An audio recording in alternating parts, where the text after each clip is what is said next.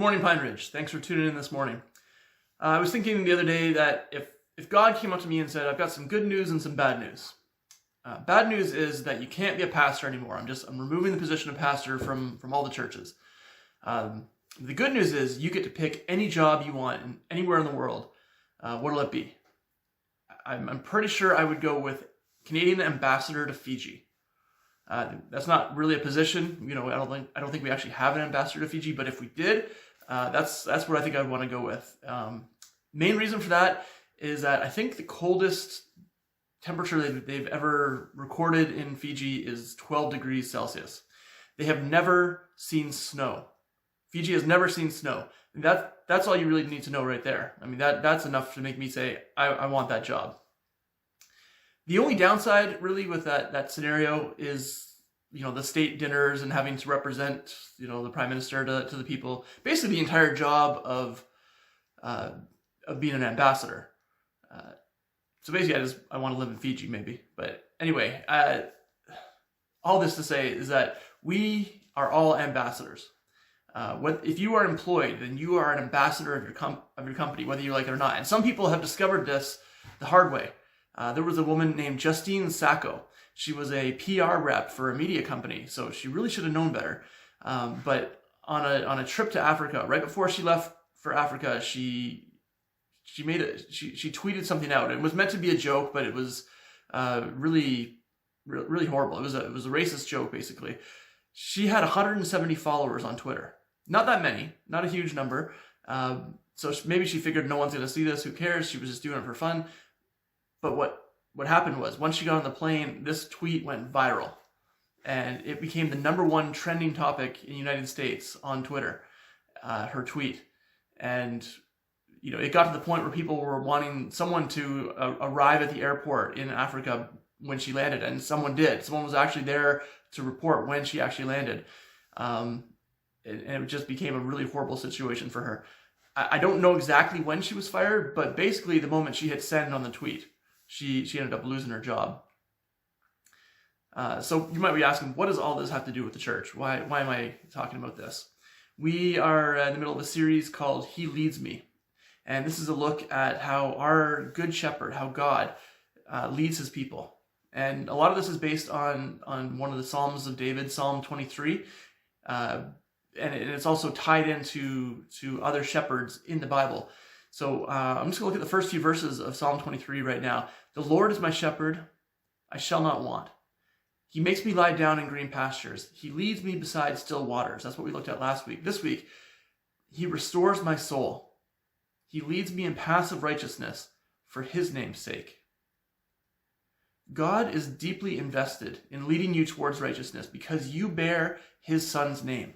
If you are a Christian, you are an ambassador for Jesus. Today, we are going to look at a shepherd that God led towards the paths of righteousness for his name's sake. Actually, we're going to look at a husband and wife team. This is the story of Jacob and Rachel and Leah and others, but primarily Jacob. The story takes place over 8 chapters and takes place over years and years and years. And so obviously we're not going to go through this verse by verse, but we are going to look at just a little bit of each chapter and watch this journey that Jacob goes on, that really God leads Jacob on. So we're going to start in Genesis chapter 25, verse 26. This is the first time we see Jacob, and he's not alone. Jacob is a twin, and he's still in his mother's womb at this point. And as he's born, his brother is born first, and Jacob comes out, holding on to his brother's heel. And I don't know how they decide to name people in the Bible, but for whatever reason, they decide that this is going to be the mark that Jacob is going to be known as. And so they name Jacob, which basically means he who grasps the heel. But there's another connotation that goes with it. And the name Jacob sounds very similar to deceiver. And can you imagine naming one of your kids?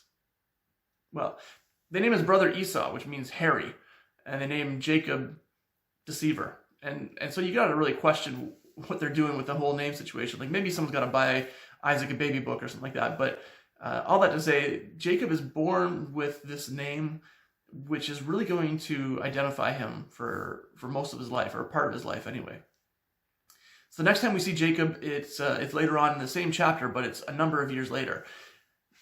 See, Esau is born first. And so as a result, Esau, he, by most rights of the culture of that day, would have what's called the birthright.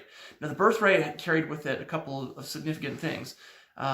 Basically, it would have an extra material sense. You would get a greater inheritance. You'd be the family leader. You would basically be the next in line after your father died. Now, with Jacob and Esau, there's more to the birthright than that. See, God made a deal with Abraham. God continued that deal through Isaac, and now it's going to be passed on to one of their kids. And so this birthright carries with it also a spiritual component. And so we get to verse 29, and we see Jacob basically taking advantage of his brother. His brother's gone out hunting. Jacob stays home and cooks a meal. His brother comes back famished. And Jacob says, I'll give you some of my lentil stew if you give me the birthright. Now Jacob takes advantage of his brother. The Bible also tells us that Esau despised his birthright, that he didn't want it.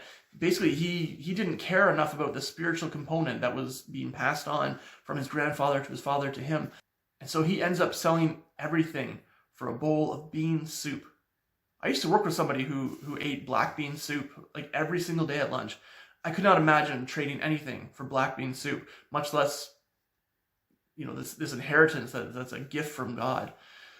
But Esau does that. Jacob takes advantage of him. Now, I don't think Jacob had in mind the spiritual side of things. I think he was really interested in the material side at this point. But the result is Jacob takes advantage of his brother and steals his birthright in a sense. Next time we see Jacob, he hasn't really improved. He's still a deceiver. And this time with his mother, the father has gotten to the point, Isaac's gotten to the point now where he feels like he might die any day. Turns out he lives for a number of years later, but he feels like he's going to die. And so he says, I want to give this birthright. He maybe doesn't know about what happened with Jacob and Esau. He says, I want to give the birthright to my son Esau. He's the oldest one, and I'm going to pass it on to him. He's probably more impressed with Esau. He's a hunter. He's a leader. He's a strong man. At any rate, he decides, Esau, I want to give you this birthright. And so he sends him out on a hunt.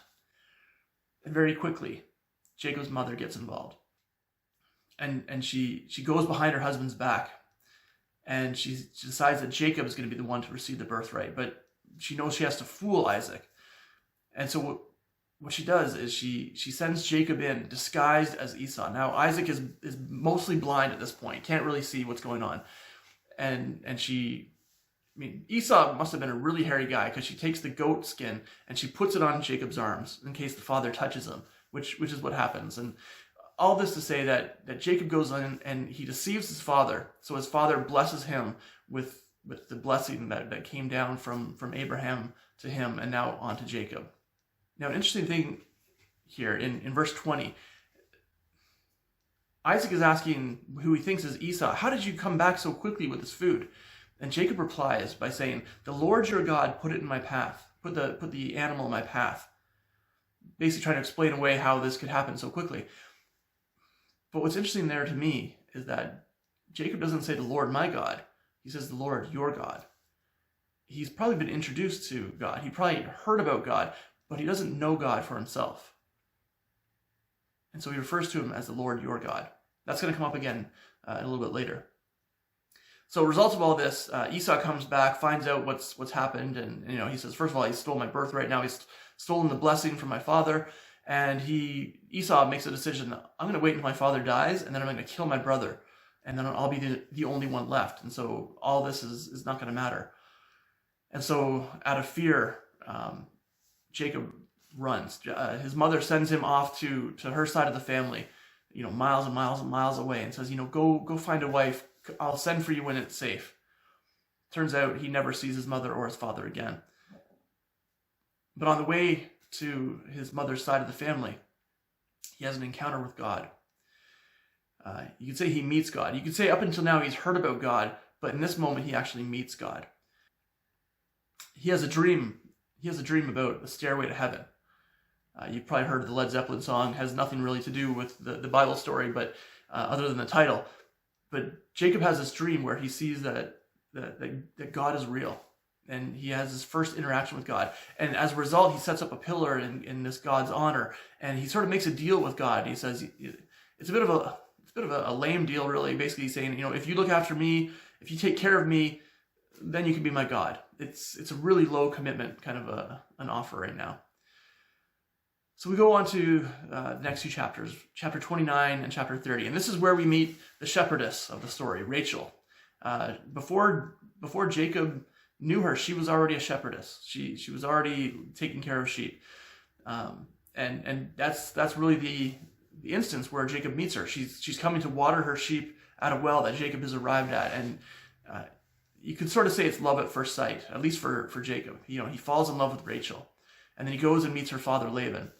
And very shortly, he comes to an arrangement with Laban. He says, I will work for you for 7 years, which is a huge dowry. I mean, this is Jacob basically arrives with nothing, but really 7 years of labor is a lot.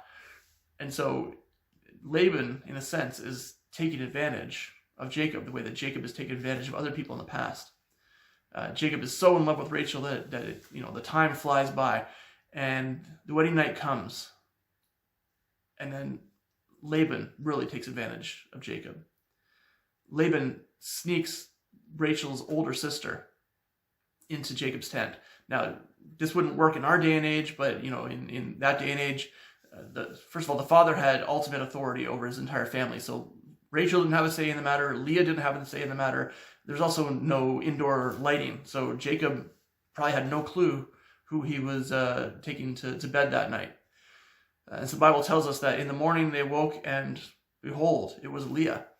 Now, the deceiver has been deceived. And really there's a bit of a poetic deception going on here.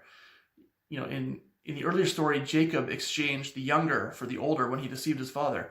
Here, Laban exchanges the older for the younger to deceive Jacob. Jacob was not in love with Leah. He was in love with Rachel. And so he goes to his father-in-law, and it's a big mess. And the result, the end result of the whole situation is that Laban takes advantage of Jacob again, and he says, I will give you Rachel now, but you're going to have to work for me for another 7 years. And this is really just an unbelievable situation for Jacob, but he agrees to do it. And so that 7 years comes and goes. And then another situation comes up where Jacob's getting ready to leave town, and Laban says, you've been a blessing to my family. Well, no kidding. He's been working for 14 years for you for almost nothing other than food and board. But Laban his wealth has increased during this time. And so he says, I want you to continue to work for me. And so Jacob works for him for another 6 years. I mean, obviously, Jacob is a gifted shepherd. And Laban wants him to stick around. Now, I've been blessed with my father-in-law, with both my in-laws, my mother-in-law and father-in-law, great people. That wasn't the case for Jacob. He had a terrible father-in-law. And you would not want to have Laban as your boss for 20 years. But really what's going on here is that God is using this experience to mature Jacob. He's using this experience to take the deceiver out of Jacob, to change who he is and help him to understand that this is not the way that you want to treat people. So we'll move on to chapter 31. And Jacob his 6 years are up, and he's had enough. He wants to get away. He wants to get away from his father. And he's starting to get the sense that his brother-in-laws are not happy with him. I mean, what's happening is that Jacob's wealth is increasing, and they're becoming jealous. And Jacob can sort of see the writing on the wall. And he says, I want to get out of here. And so he sneaks away with his family, not exactly in the middle of the night, but more or less. Takes away all the wealth that he's attained over the years, all his flocks. I mean, he's a gifted shepherd, and he's taken it all away from Laban. But something else happens as well. Rachel takes one of her father's idols. Now, there's various theories as to why she does this, but clearly what we're seeing here is that even though God has been using these last 20 years to mature Jacob and Rachel as well, clearly they're not there yet. I mean, they're on the journey towards righteousness, but they have not arrived yet. And we come to a very interesting scenario.